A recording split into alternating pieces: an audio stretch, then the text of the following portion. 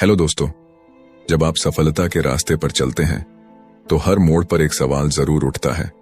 क्या आपके पास सही मार्गदर्शक है? क्या आपको वो सबक पता है जो जिंदगी की असली लड़ाई में जीतने के लिए चाहिए? दोस्तों, यही वो सवाल है जो रिच डैड पुअर डैड जैसी किताबें हमारे सामने रखती हैं। आज हम बात करने जा रहे हैं रॉबर्ट कियोसाकी की मशहूर किताब रिच डैड पुअर डैड की, जो न सिर्फ आपकी सोच को बदल देगी बल्कि आपको पैसे और जिंदगी के सही मायने भी सिखाएगी। इस किताब में रॉबर्ट की कहानी है जो दो बिल्कुल अलग विचारधाराओं वाले पिताओं से प्रेरणा लेते हैं। एक और थे उनके पुअर डैड, जो उच्च शिक्षित और सम्माननीय थे लेकिन आर्थिक रूप से संघर्षरत।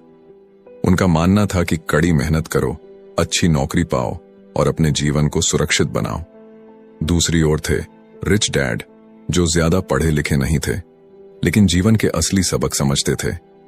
वे कहते थे कि नौकरी करना ही जिंदगी का लक्ष्य नहीं होना चाहिए, बल्कि आपको ऐसा इंसान बनना चाहिए जो दूसरों को नौकरी दे सके।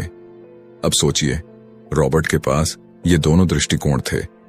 एक ने उन्हें सुरक्षित रास्ते का पाठ पढ़ाया और दूसरे ने उन्हें जोखिम उठाने और अपनी सोच को बड़ा बनाने के लिए प्रेरित किया। अगर आप भी उन लोगों में हैं जो सिर्फ मेहनत नहीं बल्कि स्मार्ट मेहनत पर विश्वास करते हैं और अपने जीवन को एक नई दिशा देना चाहते हैं, तो हमारे साथ जुड़े रहिए।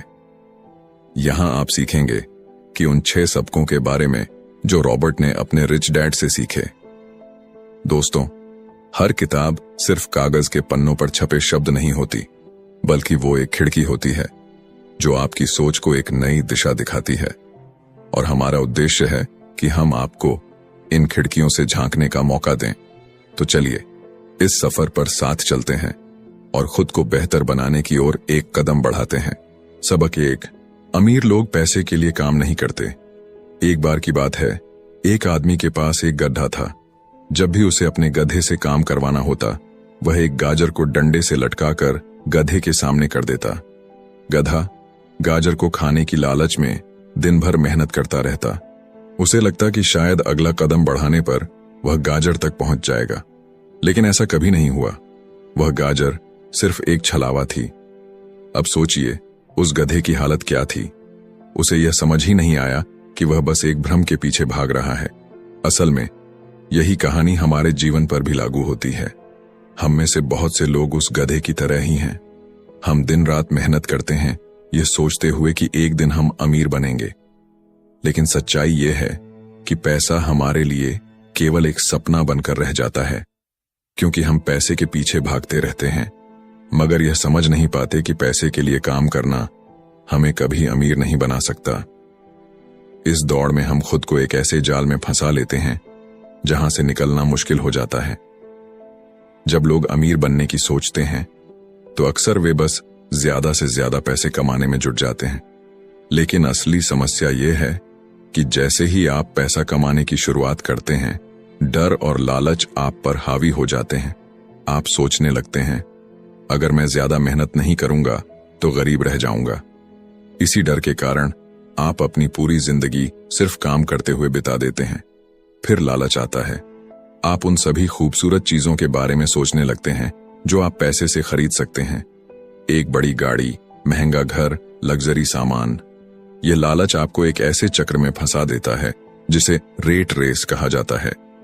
आप सोचते हैं कि और मेहनत करके आप ज्यादा पैसा कमाएंगे, लेकिन जब पैसा बढ़ता है तो आपके खर्च भी उसी अनुपात में बढ़ने लगते हैं। नतीजा यह होता है कि आप उसी जगह फंसे रहते हैं जहां आप शुरू में थे। यह रेट रेस एक जाल है। आपको इसे पहचानना और इससे बाहर निकलना सीखना होगा। पैसा कमाना बुरा नहीं है, लेकिन अगर आप केवल पैसे के लिए काम करेंगे तो यह दौड़ कभी खत्म नहीं होगी। आपकी नौकरी है तो उसे केवल हर महीने की सैलरी के लिए मत कीजिए। यह सोचिए कि यह नौकरी आपके लिए क्या नया मौका लेकर आ सकती है। जो लोग हर महीने की सैलरी के भरोसे जीते हैं, वे खुद को एक ऐसे चक्र में फंसा लेते हैं जहां से बाहर निकलना लगभग असंभव हो जाता है। क्या आपने कभी सोचा है कि आप जो काम कर रहे हैं वह क्या आपकी पूरी क्षमता का उपयोग कर रहा है, या आप केवल पैसे कमाने के लिए काम कर रहे हैं? अगर आपका उत्तर हां है, तो आपको अपनी सोच को बदलने की जरूरत है, क्योंकि इस सोच के साथ आप कभी अमीर नहीं बन पाएंगे। सच्चाई का सामना कीजिए, आपकी परेशानियों के लिए कोई और जिम्मेदार नहीं है, ना आपका बॉस, ना आपकी नौकरी, ना टैक्स। अगर आपकी सैलरी कम है तो इसका इल्जाम दूसरों पर मत लगाइए। खुद से पूछिए कि आप इसे कैसे सुधार सकते हैं। जब आप अपनी समस्याओं की जिम्मेदारी लेते हैं तभी आप उनके समाधान के लिए सही कदम उठा सकते हैं। अमीर बनने की राह में यह पहला कदम है। रॉबर्ट के अमीर डैड ने उन्हें यह सिखाया कि पैसे को अपने लिए काम करना सीखो। उन्हें एक कन्वीनियंस स्टोर में काम पर रखा गया, लेकिन वहां उन्हें कोई सैलरी नहीं दी गई। वह केवल काम कर रहे थे, लेकिन इस दौरान उन्होंने कुछ अनमोल सबक सीखे। उन्होंने देखा कि स्टोर में क्लर्क पुरानी कॉमिक बुक्स के फ्रंट पेज को अलग कर देती थी। फिर ये फटे हुए पेज डिस्ट्रीब्यूटर को लौटाए जाते थे और बदले में नई कॉमिक्स मिलती थीं। रॉबर्ट ने डिस्ट्रीब्यूटर से पूछा कि क्या वह पुरानी कॉमिक्स ले सकते हैं। शर्त यह थी कि वे इन्हें बेच नहीं सकते थे। यहां से उनके दिमाग में एक बिजनेस का आइडिया आया। उन्होंने उन पुरानी कॉमिक्स को अपने दोस्तों को पढ़ने के लिए किराए पर देना शुरू कर दिया। हर किताब के लिए उन्होंने 10 सेंट किराया तय किया। एक बार में किताब सिर्फ 2 घंटे के लिए दी जाती थी। इससे उन्होंने सीखा कि उन्हें खुद मेहनत नहीं करनी पड़ी। उन्होंने माइक की बहन को काम पर रखा और हर हफ्ते उसे $1 दिया। पहले ही हफ्ते में उन्होंने $9.5 का मुनाफा कमाया। यहीं से उन्हें समझ आया कि असली अमीरी क्या होती है। यह पैसे को अपने लिए काम पर लगाने का हुनर है, न कि खुद पैसे के लिए काम करते रहना। अगर आप अमीर बनना चाहते हैं तो पैसे के पीछे भागना छोड़ दीजिए। इसकी बजाय सोचिए कि आप पैसे को अपने लिए कैसे काम करवा सकते हैं। जो लोग सिर्फ सैलरी के भरोसे जीते हैं वे अपने सपनों को पूरा नहीं कर सकते। अमीर बनने के लिए आपको अपनी सोच को बदलना होगा और डर और लालच के जाल से बाहर निकलना होगा। सबक 2, फाइनेंशियल लिटरेसी क्यों जरूरी है। 1933 में शिकागो के एजवाटर बीच होटल में एक बेहद खास मीटिंग हुई। इस मीटिंग में दुनिया के सबसे अमीर और प्रभावशाली लोग शामिल हुए। इनमें थे चार्ल्स शवाब, जो उस वक्त की सबसे बड़ी स्टील कंपनी के मालिक थे, और समोल इंसुल, जो दुनिया की सबसे बड़ी यूटिलिटी कंपनी के अध्यक्ष थे। इसके अलावा कई और बिजनेस लीडर्स इस बैठक का हिस्सा बने। लेकिन 25 साल बाद इन लोगों की जिंदगी की सच्चाई बेहद कड़वी थी। इनमें से कई गरीबी में मरे, कुछ ने आत्महत्या कर ली और कुछ ने अपना मानसिक संतुलन खो दिया। इस कहानी से एक अहम सबक मिलता है। पैसे कमाने का हुनर अलग बात है, लेकिन उसे संभालने का हुनर और भी ज्यादा जरूरी है। आप चाहे कितनी भी बड़ी रकम क्यों न कमा लें, अगर आपने पैसे को सही तरीके से मैनेज करना नहीं सीखा तो आप उसे बनाए नहीं रख सकते। यही वजह है कि कई लॉटरी जीतने वाले लोग कुछ सालों तक ऐशो आराम की जिंदगी जीते हैं, लेकिन जल्द ही अपनी पुरानी स्थिति में लौट जाते हैं। अधिकतर लोग पूछते हैं, अमीर कैसे बने या अमीर बनने का तरीका क्या है।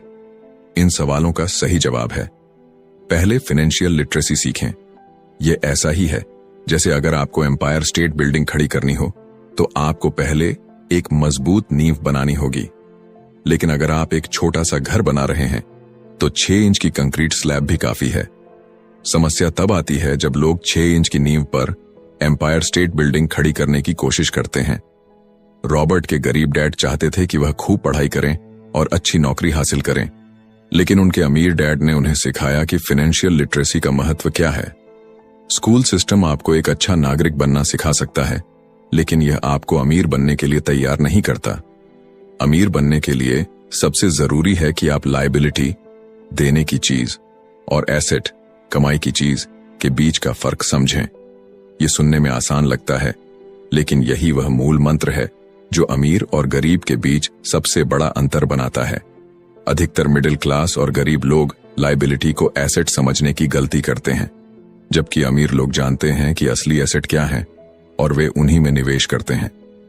अमीर डैड ने रॉबर्ट और उनके दोस्त माइक को सिखाया कि लाइफ को सिंपल रखो। उन्होंने बताया कि अगर आप एसेट्स और लायबिलिटी के बीच फर्क समझ गए तो आपकी फाइनेंशियल फाउंडेशन मजबूत हो जाएगी। एसेट्स वे चीजें हैं जो आपके लिए पैसा कमाती हैं।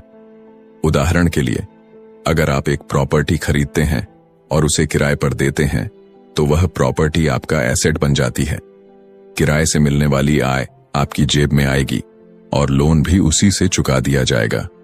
इसके उलट अगर आप एक घर खरीदकर उसमें रहते हैं तो वह लायबिलिटी है, क्योंकि वह आपकी जेब से पैसे निकाल रहा है। कैश फ्लो को समझने के लिए अमीर डैड ने रॉबर्ट को एक चार्ट दिखाया। एसेट्स का कैश फ्लो पैटर्न। पहला, इनकम स्टेटमेंट। यह दिखाता है कि आपके पास कितना पैसा आ रहा है और कितना खर्च हो रहा है। दूसरा, बैलेंस शीट। यह बताती है कि आपके पास कौन कौन से एसेट्स हैं और आपकी लायबिलिटी क्या है। लायबिलिटी का कैश फ्लो पैटर्न। लायबिलिटी आपकी इनकम से पैसा निकालती है। जैसे अगर आप एक नई कार खरीदते हैं तो वह आपकी जेब से हर महीने EMI के रूप में पैसे लेगी। मिडिल क्लास लोगों का पैसा लायबिलिटी पर खर्च हो जाता है। उनकी कमाई का बड़ा हिस्सा mortgage, car loan, credit card bill और अन्य खर्चों में चला जाता है। वे दिन रात मेहनत करते हैं, लेकिन उनकी कमाई बढ़ने के साथ साथ उनके खर्च भी बढ़ जाते हैं। गरीब लोगों की स्थिति और भी खराब होती है। उनके पास न तो कोई एसेट्स होते हैं और न ही बचत। उनकी सारी कमाई किराए, टैक्स और रोजमर्रा के खर्चों में खत्म हो जाती है।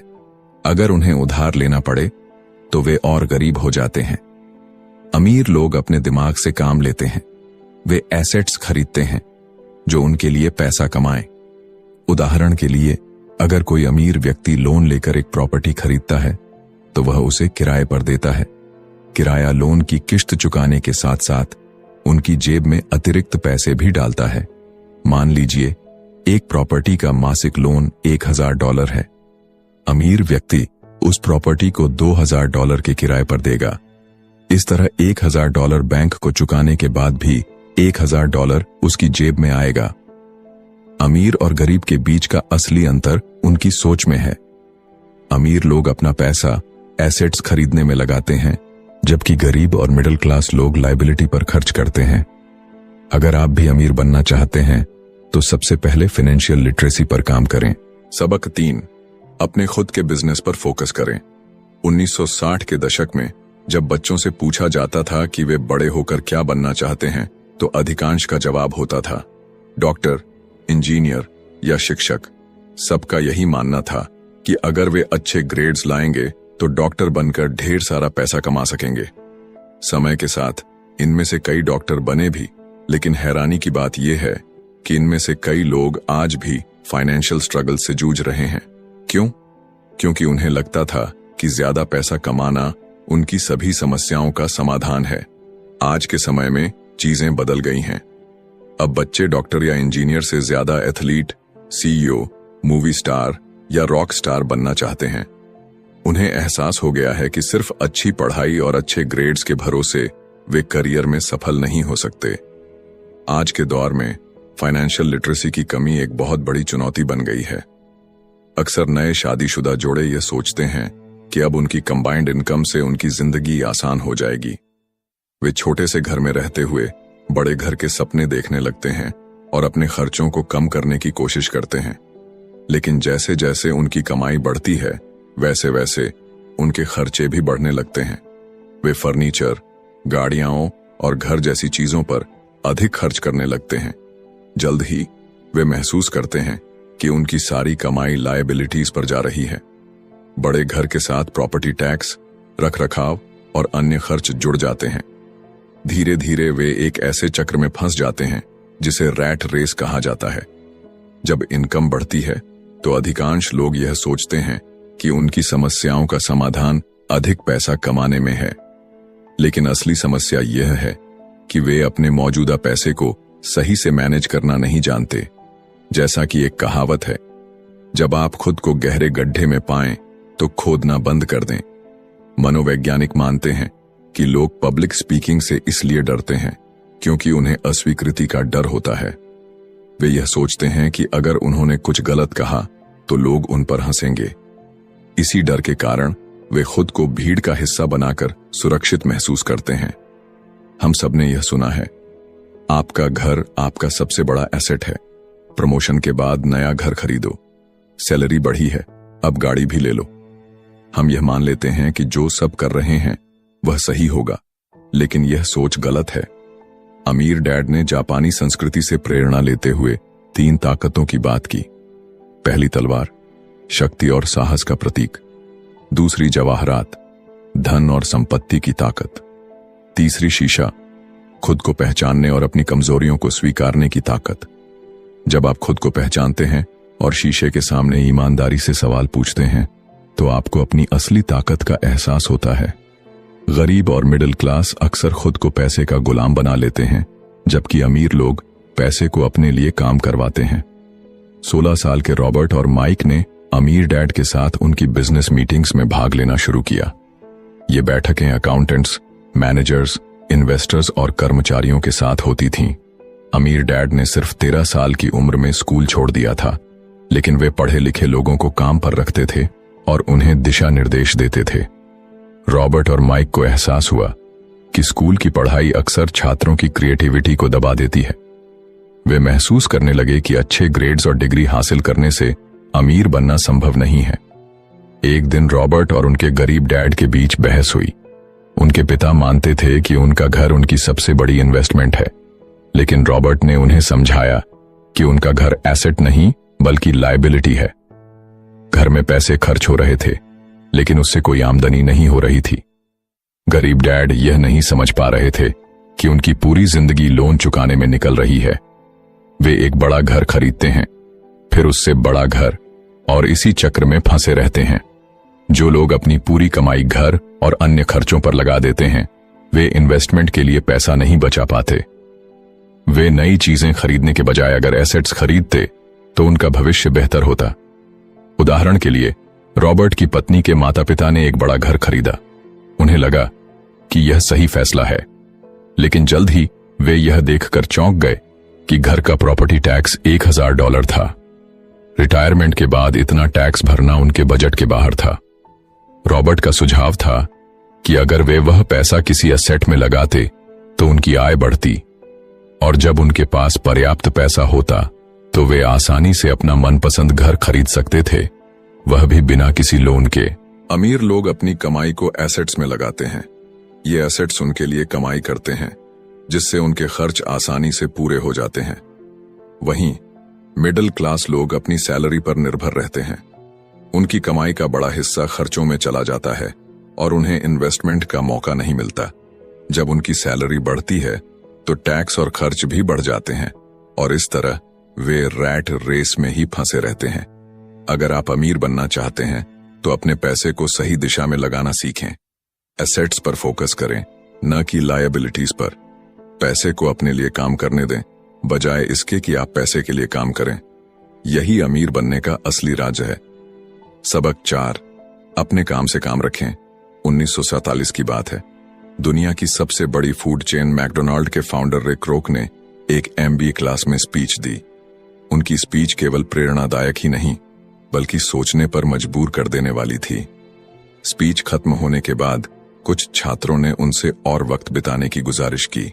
रिक रोक उन्हें बियर पीने के लिए ले गए। बातों बातों में रे ने अचानक एक सवाल दागा, क्या आप जानते हैं कि मैं किस बिजनेस में हूं? छात्रों ने सोचा कि जवाब तो सीधा है, रे क्रोक बर्गर बेचते हैं। लेकिन उनके इस जवाब पर रे हंस पड़े और बोले, नहीं, मेरा असली बिजनेस रियल एस्टेट है। यह सुनकर छात्र हैरान रह गए। रे ने समझाया कि मैकडोनाल्ड के हर फ्रेंचाइजी लोकेशन को बेहद सोच समझकर चुना जाता है। फ्रेंचाइजी खरीदने वाले को उस लोकेशन की जमीन भी खरीदनी पड़ती है। इसका मतलब यह हुआ कि उनका बिजनेस सिर्फ बर्गर बेचना नहीं था, बल्कि रियल एस्टेट का कारोबार भी था। रे क्रोक की इस बात में एक गहरी सीख छुपी थी, जो रॉबर्ट कियोसाकी को उनके अमीर डैड ने भी सिखाई थी। उन्होंने कहा था, ज्यादातर लोग अपनी पूरी जिंदगी दूसरों के लिए काम करते रहते हैं। वे सरकार के लिए टैक्स चुकाते हैं, अपने बॉस के लिए काम करते हैं और बैंकों के लिए मोर्टगेज का भुगतान करते हैं। इसका कारण है हमारा एजुकेशन सिस्टम। स्कूल हमें सिर्फ एक अच्छा कर्मचारी बनना सिखाता है, न कि एक मालिक या इन्वेस्टर। आपने जो पढ़ाई की वही आपका करियर बन गया। अगर आपने साइंस पढ़ी तो डॉक्टर बन गए, अगर मैथ्स पढ़ी तो इंजीनियर। लेकिन इससे आपकी जिंदगी में स्थिरता नहीं आती, क्योंकि नौकरी और बिजनेस के बीच का फर्क सिखाया ही नहीं जाता। जब कोई पूछे कि आप क्या करते हैं, तो जवाब में सिर्फ यह न कहें कि मैं डॉक्टर हूं या मैं बैंकर हूं। यह आपका प्रोफेशन है, लेकिन आपका बिजनेस नहीं। असली फर्क यह है कि आप दूसरों के लिए काम कर रहे हैं या अपनी जिंदगी को बेहतर बनाने के लिए। अक्सर लोग अपनी सारी जिंदगी दूसरों के लिए काम करते हैं और महसूस करते हैं कि उनकी संपत्ति, जैसे उनका घर या कार, असल में उनकी लायबिलिटी बन चुकी है। घर का लोन, कार की ईएमआई और दूसरे खर्चे आपकी जेब से पैसा निकालते हैं। अगर आप नौकरी खो देते हैं तो ये खर्चे आपकी सबसे बड़ी मुसीबत बन जाते हैं। यही वजह है कि आपको अपनी इनकम कॉलम से ज्यादा ध्यान अपनी एसेट कॉलम पर देना चाहिए। एसेट्स वे चीजें होती हैं जो आपकी जेब में पैसा डालती हैं, जबकि लायबिलिटीज वे होती हैं जो आपकी जेब से पैसा निकालती हैं। अगर आप आर्थिक रूप से सुरक्षित रहना चाहते हैं तो सही तरह के एसेट्स खरीदें, लेकिन ध्यान रखें, आपकी हर कमाई पर टैक्स लगता है। जब आप अपने एसेट्स बेचते हैं तो उससे मिलने वाले मुनाफे पर भी टैक्स देना पड़ता है। इसलिए आपकी असली कमाई उतनी नहीं होती जितनी आप सोचते हैं। इसका समाधान यह है कि आप अपने एसेट कॉलम को मजबूत करें। नौकरी करते रहिए, लेकिन साथ ही निवेश करना शुरू करें। रॉबर्ट के अमीर डैड ने उन्हें यही सिखाया। उन्होंने अपनी नौकरी कभी नहीं छोड़ी, लेकिन वह अपनी कमाई का एक बड़ा हिस्सा सही एसेट्स में लगाते रहे। आपको किन एसेट्स में निवेश करना चाहिए? यहां कुछ सुझाव हैं। ऐसा बिजनेस जो आपकी सीधी भागीदारी के बिना चल सके। अगर आप पूरे समय उसमें व्यस्त हैं तो वह बिजनेस नहीं, नौकरी बन जाता है। रियल एस्टेट में निवेश करें, स्टॉक्स और बॉन्ड्स खरीदें। आपके निवेश का क्षेत्र ऐसा होना चाहिए जो आपको पसंद हो। जब आपकी रुचि उसमें होगी तो आप उसे बेहतर तरीके से समझेंगे और संभालेंगे। मिडिल क्लास और अमीर लोगों की सोच में एक बड़ा फर्क होता है। मिडिल क्लास पैसा आते ही उसे लग्जरी पर खर्च कर देता है, लेकिन अमीर लोग पहले एसेट्स बनाते हैं और अंत में लग्जरी खरीदते हैं। यह समझना जरूरी है कि आपका पैसा आपका गुलाम है। उसे इस तरह से काम में लगाइए कि वह आपके लिए और ज्यादा पैसा कमाए। अगर आप कोई लग्जरी खरीदना चाहते हैं तो ऐसा तब करें जब आपके एसेट्स उस लग्जरी की कीमत चुका सकते हों। रे क्रोक की कहानी और अमीर डैड की सीख हमें यह समझाती है कि नौकरी सिर्फ एक शुरुआत है, लेकिन आर्थिक सफलता की कुंजी है एसेट्स बनाना। ये कभी मत भूलिए कि आप जो पैसा कमाते हैं उसे सही जगह लगाकर आप अपनी जिंदगी को बदल सकते हैं। अब जब आप इस सबक को समझ चुके हैं, अगले अध्याय में हम जानेंगे कि अमीर लोग कौन सा सबसे बड़ा सीक्रेट जानते हैं जिसने उन्हें दूसरों से अलग बनाया। सबक 5, अमीर पैसा इन्वेंट करते हैं।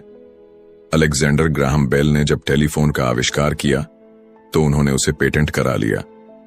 उनकी छोटी सी कंपनी धीरे धीरे बड़ी होने लगी और इसे संभालना उनके लिए मुश्किल हो गया।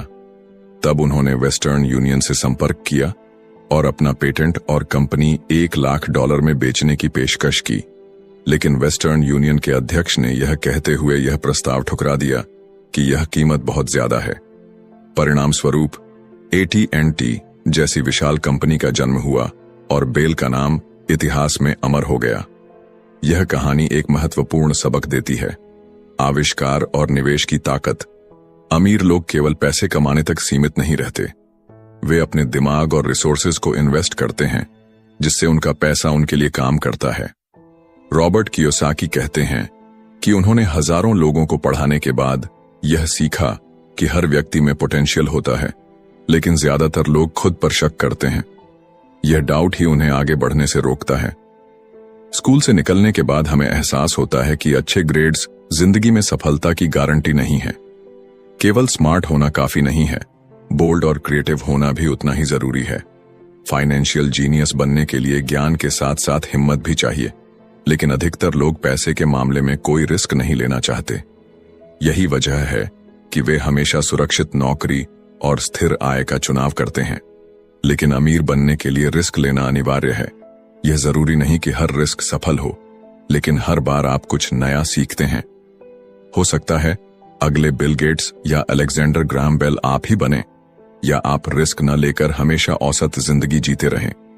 अगर आप अपनी फाइनेंशियल इंटेलिजेंस को बढ़ाते हैं तो आप अपने पैसे और संपत्ति का बेहतर उपयोग कर सकते हैं, लेकिन अगर आप ऐसा नहीं करते तो आने वाला समय और चुनौतीपूर्ण हो सकता है। आज के समय में लोग आर्थिक रूप से संघर्ष कर रहे हैं क्योंकि उनकी सोच पुरानी है। वे अपने बॉस या टेक्नोलॉजी को दोष देते हैं, लेकिन सच्चाई यह है कि हर पुरानी चीज समय के साथ लायबिलिटी बन जाती है। रॉबर्ट कियोसाकी ने इस समस्या को समझाने के लिए एक गेम तैयार किया जिसे कैश फ्लो गेम कहते हैं। यह गेम सिखाता है कि पैसा कैसे काम करता है, रेट रेस से बाहर कैसे निकला जाए और अमीर बनने की राह क्या है। एक बार एक महिला इस गेम को खेलने आई। उसने गेम के दौरान एक बोट नाव कार्ड जीता। पहले तो वह बेहद खुश हुई, लेकिन जब उसे पता चला कि बोट लेने के लिए उसे बड़ी टैक्स रकम चुकानी होगी तो उसकी खुशी गायब हो गई।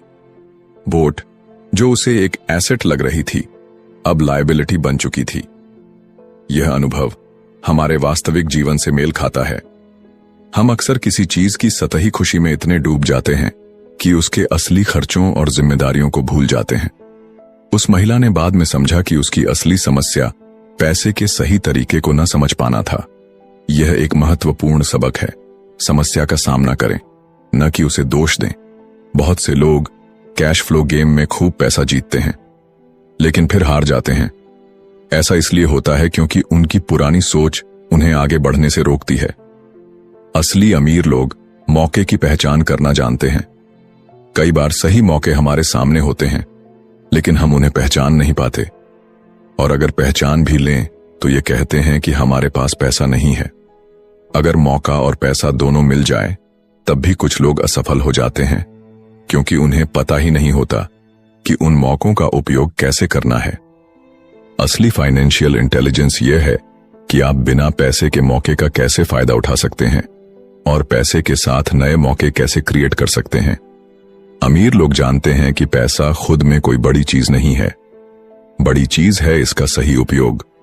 उनका सबसे बड़ा एसेट उनका दिमाग है, और यही उन्हें सुपर रिच बना सकता है। 1900 के दशक में एरिजोना और फिनिक्स में आर्थिक मंदी आई थी। लोगों को हर महीने $100 बचाने की सलाह दी जा रही थी। हालांकि रॉबर्ट कियोसाकी ने इसका फायदा उठाने का एक अलग तरीका सोचा। उन्होंने $75,000 की कीमत वाला एक घर केवल $20,000 में खरीद लिया। इसके बाद उन्होंने अटॉर्नी के ऑफिस में एक विज्ञापन दिया और $75,000 वाले घर को $60,000 में बेच दिया। इस डील में उन्होंने $40,000 का प्रॉफिट कमाया, और यह सब सिर्फ 5 घंटे के भीतर हुआ। अमीर लोग जानते हैं कि पैसा बढ़ाने के लिए सही स्किल्स और सही टीम का होना जरूरी है। वे अपने से ज्यादा स्मार्ट लोगों को साथ लेकर चलते हैं। अगर आप भी अमीर बनना चाहते हैं तो 3 मुख्य चीजों को सीखिए। पहली, ऐसी अपॉर्चुनिटी को पहचानें जो दूसरे न देख सकें। दूसरी, पैसा बढ़ाने के नए तरीके सीखें। तीसरी, स्मार्ट लोगों के साथ मिलकर काम करें। यह सब मुश्किल लग सकता है, लेकिन इसके रिवॉर्ड्स अद्भुत हैं। रिस्क से डरने की बजाय उसे संभालना सीखिए। यही अमीरी का असली राज है। ये दुनिया कभी स्थिर नहीं रहती। टेक्नोलॉजी और बाजार हमेशा बदलते रहेंगे। आज स्टॉक मार्केट ऊपर है तो कल नीचे होगा, लेकिन अगर आप फाइनेंशियल इंटेलिजेंस रखते हैं तो आप हर स्थिति में तैयार रहेंगे। अमीर लोग जानते हैं कि मेहनत का सही उपयोग कैसे करना है। वे अपने पैसे और समय को अपने दिमाग पर इन्वेस्ट करते हैं। इसीलिए अगर आप अमीर बनना चाहते हैं तो रिस्क लेने से न डरें और हमेशा नई स्किल्स और ज्ञान को अपनाने के लिए तैयार रहें। यही वह रास्ता है जो आपको रेट रेस से निकालकर अमीरी की ओर ले जाएगा। सबक 6, सीखने के लिए काम करें, पैसे के लिए नहीं। किसी भी सफलता की राह में सीखने का महत्व सबसे अधिक होता है। इसका एक शानदार उदाहरण रॉबर्ट कियोसाकी की कहानी है। एक बार एक जर्नलिस्ट ने रॉबर्ट का इंटरव्यू लिया। रॉबर्ट पहले से ही उसके लेख पढ़ चुके थे और उसकी लेखन शैली से प्रभावित थे। इंटरव्यू खत्म होने के बाद जर्नलिस्ट ने रॉबर्ट से कहा कि वह भी एक दिन मशहूर लेखिका बनना चाहती है, ठीक उसी तरह जैसे रॉबर्ट सफल हैं। रॉबर्ट ने उससे पूछा, तो तुम्हें क्या चीज मशहूर होने से रोक रही है? इस पर जर्नलिस्ट ने जवाब दिया, मेरी जॉब में कोई प्रगति नहीं हो रही है। रॉबर्ट ने उसे सलाह दी, तुम्हें सेल्स की क्लास लेनी चाहिए। यह सुनकर जर्नलिस्ट हैरान रह गई और बोली, मेरी एक दोस्त ने भी मुझे यही सलाह दी थी, लेकिन मुझे यह काम छोटा लगता है। वह यह भूल गई थी कि रॉबर्ट खुद सेल्स स्कूल जा चुके थे। रॉबर्ट की इस सलाह का उद्देश्य साफ था, यह समझाना कि केवल टैलेंट से कुछ नहीं होता। अगर आपको अपने टैलेंट को सही तरीके से प्रस्तुत करना नहीं आता तो वह टैलेंट किसी काम का नहीं। टैलेंट को सही दिशा देने के लिए उसे बेचने की कला आनी चाहिए। रॉबर्ट ने यह सीखा था कि टैलेंट को लोगों तक पहुंचाने के लिए मार्केटिंग और सेल्स का ज्ञान होना बेहद जरूरी है। इस कला में शर्मिंदा होने की कोई बात नहीं है। दुनिया में जितने भी सफल लोग हैं, उन्होंने अपने उत्पाद, सेवाएं या खुद को प्रभावी तरीके से बेचा है। यहीं अमीर डैड और गरीब डैड के दृष्टिकोण में फर्क था। गरीब डैड हमेशा एक सुरक्षित नौकरी की तलाश में रहते थे। उनका मानना था कि जॉब ही सब कुछ है। वहीं अमीर डैड का फोकस सीखने पर रहता था। उनका कहना था कि अमीर बनने के लिए आपको ज्यादा से ज्यादा सीखने की जरूरत है। स्कूलों में छात्रों को किसी एक विषय में महारत हासिल करने के लिए प्रेरित किया जाता है। जैसे डॉक्टर अपनी मास्टर डिग्री के बाद किसी खास फील्ड में स्पेशलाइजेशन करते हैं, लेकिन असली जिंदगी में आपको कई क्षेत्रों का ज्ञान होना चाहिए। यही कारण था कि रॉबर्ट के अमीर डैड उन्हें और उनके दोस्त माइक को अपने साथ डॉक्टर, वकील या अकाउंटेंट से मिलने ले जाते थे। जब रॉबर्ट ने मेरिन कॉर्प्स ज्वाइन करने के लिए अपनी हाई पेइंग जॉब छोड़ दी तो उनके गरीब डैड नाराज हो गए। उन्हें समझ नहीं आ रहा था कि रॉबर्ट ने इतनी शानदार नौकरी क्यों छोड़ी। लेकिन रॉबर्ट का उद्देश्य साफ था। वह टीम को मैनेज करना और कंपनी चलाना सीखना चाहते थे। वियतनाम से लौटने के बाद रॉबर्ट ने ज़ेरोक्स कॉर्प्स ज्वाइन की। यह जॉब उन्होंने पैसे के लिए नहीं, बल्कि अपनी शर्म को दूर करने और सेल्स की कला सीखने के लिए की थी। शुरुआत में उन्हें किसी को कुछ बेचने के ख्याल से ही पसीना आ जाता था, लेकिन ज़ेरोक्स के सेल्स ट्रेनिंग प्रोग्राम ने उनकी यह कमजोरी दूर कर दी। इसके बाद रॉबर्ट ने अपनी कंपनी शुरू की और पहला शिपमेंट भेजा। अगर वह असफल होते तो दिवालिया हो जाते, लेकिन उन्होंने जोखिम लिया क्योंकि उनके अमीर डैड ने सिखाया था कि 30 की उम्र से पहले असफल होने का रिस्क लिया जा सकता है। इस उम्र में आपको सुधार का समय मिलता है। ज्यादातर लोग नौकरी करते हैं ताकि उन्हें एक निश्चित तनख्वाह और सुविधाएं मिलती रहें। वह जितना काम करते हैं उतना ही कंपनी उन्हें भुगतान करती है, लेकिन इस सोच के साथ आप लंबी अवधि में ज्यादा आगे नहीं बढ़ सकते। रॉबर्ट का मानना था कि आपको जीवन में सीखने पर फोकस करना चाहिए, न कि केवल एक प्रोफेशन चुनने पर। अगर आपने एक बार किसी खास क्षेत्र को चुन लिया तो आप उसी में बंद कर रह जाएंगे। इसलिए अपने सपनों को साकार करने से पहले जितना हो सके उतना सीखें। जीवन में पैसे के लिए नहीं, बल्कि सीखने के लिए काम करना चाहिए। हर अनुभव, चाहे वह छोटा हो या बड़ा, आपको कुछ नया सिखाता है। अमीर बनने का पहला कदम है खुद को बेहतर बनाना, और इसके लिए सीखने की भूख बनाए रखना जरूरी है। तो याद रखें, असली संपत्ति आपके ज्ञान और अनुभव में है, न कि केवल आपके बैंक बैलेंस में। Conclusion, rich dad poor dad हमें सिखाती है कि अमीर बनने के लिए सिर्फ मेहनत करना ही काफी नहीं है, बल्कि सही वित्तीय ज्ञान और सोच का होना भी बहुत जरूरी है। यह किताब बताती है कि संपत्ति और देनदारियों में फर्क समझना, पैसे को अपने लिए काम पर लगाना और निवेश के महत्व को समझना हमें आर्थिक आजादी की ओर ले जाता है। इस किताब का सबसे बड़ा संदेश है कि आर्थिक सफलता हमारी सोच और आदतों पर निर्भर करती है। अमीर बनने का पहला कदम है अपने पैसे के प्रति सही दृष्टिकोण अपनाना और लगातार वित्तीय शिक्षा हासिल करना। अगर आपको यह वीडियो पसंद आया हो तो इसे लाइक और शेयर करना न भूलें, और ऐसी ही जानकारीपूर्ण वीडियो के लिए हमारे चैनल को सब्सक्राइब करें। कमेंट में बताएं कि आपको इस किताब से कौन सा सबक सबसे ज्यादा पसंद आया। धन्यवाद और मिलते हैं अगले वीडियो में।